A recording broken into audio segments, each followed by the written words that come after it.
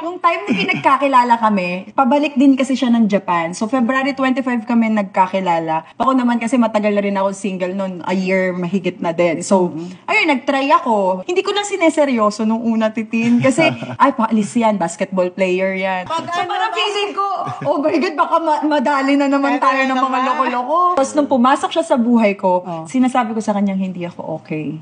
Kaya matagal bago naging kami. So, I can't imagine losing all three of you.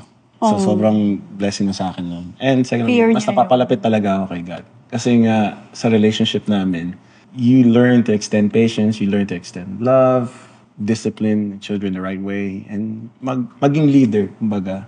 For me, doon ko nakukuha yung fulfillment, pati yung joy and purpose sa buhay ko. Wala na akong mahihiling, kundi ma-maintain lang namin kung ano yung meron kami ngayon. Yun lang. Pagpe-pray ko lang na sana hanggang mag-last to forever. Yun lang ang hinahanap ng isang babae sa isang relationship. Mananahimik ka na Security. Bigyan mo lang kami ng security, loyalty, honesty. Kahit na nga pangatlo, pangapat yung love eh. Oo. Yes. Bigay mo lang tatlo. Actually, Kasi kaya yung love. Pag nagawa mo tong tatlo, yun na yung sign na love mo kami. para sa akin talaga, love is peaceful, life para sa akin ngayon.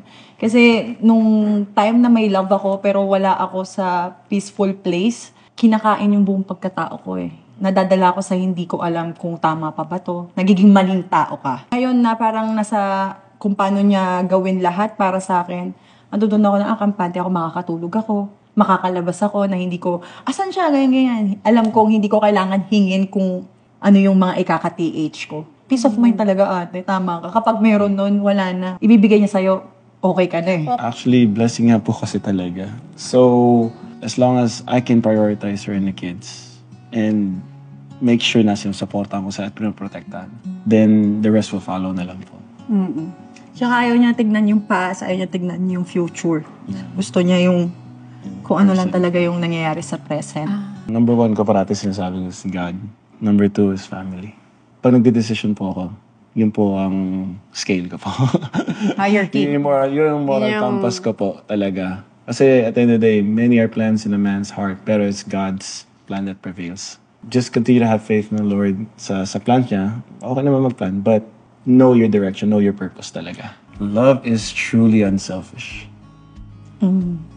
Kasi hindi mo na unahin sarili mo eh. Unahin mo na talaga yung partner mo and in this situation, the kids also. Hindi na siya about sa pride ko kung what I think or how I feel. It's more on ano yung kabubuti ng pamilya ko.